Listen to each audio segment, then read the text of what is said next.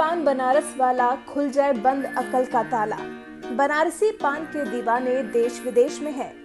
कई बॉलीवुड फिल्मों में भी बॉलीवुड सितारे इस पान की धुन पर नाचते देखे गए। जब भी कोई सुपरस्टार बनारस आता है तो वो पान खाए बिना नहीं जाता।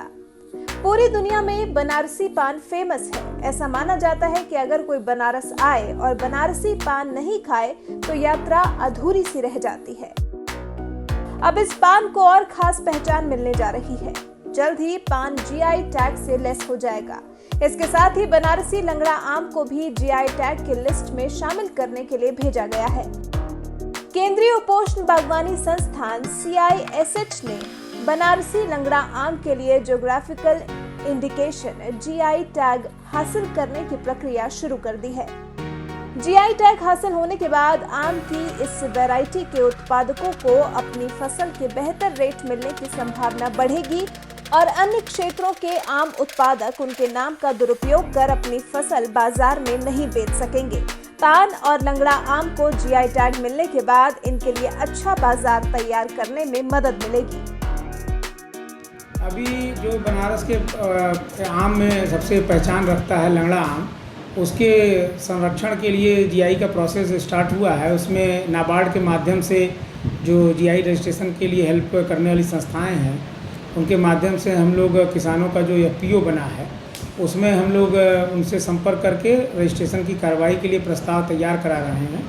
और पान की जहाँ तक बात है, जो बनारस का पान गरीबा है, वहाँ पे जो पान के व्यापारी संघ हैं, पान के जिनके व्यापार हैं, तो बनारस में पान का उत्पादन का क्षेत्रफल तो कम है, मगर जो पान के लगाने की और पान को पकाने की विधि है वो पूरे हिंदुस्तान में प्रसिद्ध है।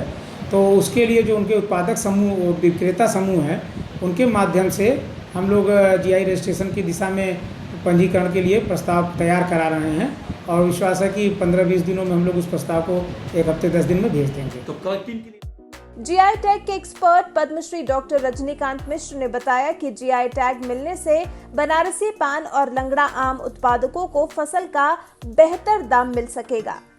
साथ ही इसके दुरुपयोग पर रोक लग जाएगी। बताया कि जीआई टैग उन उत्पादों को दिया जाता है जो किसी क्षेत्र विशेष में पैदा होते हैं।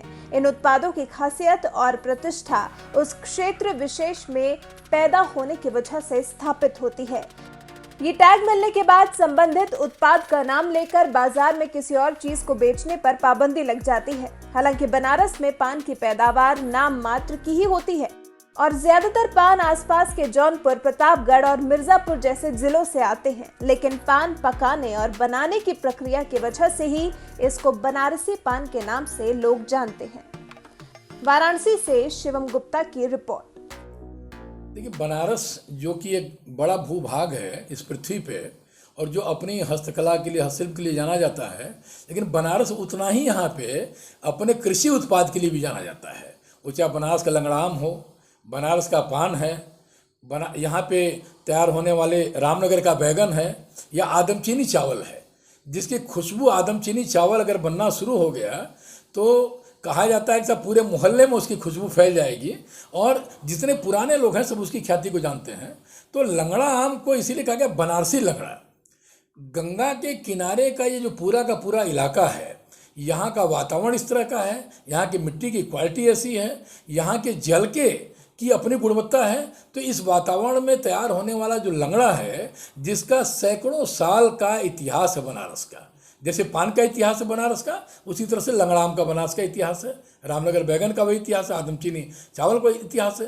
तो हम लोगों को ये लगा कि पूरी प्रक्रिया में आत्मनिर्भर भारत, कोविड के क्राइसिस के समय में जब सरकार ने आत्मनिर्भर भारत अभियान की शुरुआत किया और MSME के तहत में कहा कि साहब हम 20 लाख करोड़ का विशेष पैकेज हम देने जा रहे हैं, तो कृषि इतना प्रधान देश है जो भारत का, अगर वहाँ पे बड़े पैमाने पे कृषि आधारित अगर चीज़ों को बढ़ाया जाए, अगर उद्यमिता कृषि से अगर जुड़ जाती है, MSME कृषि से जुड़ जाता है, एंटरप्रेन्योरशिप कृषि से जुड़ जाता है, तो उसका मतलब कोई उदाहरण ही नहीं है जितने बड़े पैमाने पर लोगों को रोजगार मिलेगा। और इसका एकदम उदाहरण इसी में मिला कि वाराणसी के जिला प्रशासन से, माननीय आयुक्त महोदय के प्रयास से बनारस के लंगड़ा आम को दुबई के और फिर लंदन के बाजार में भेजा।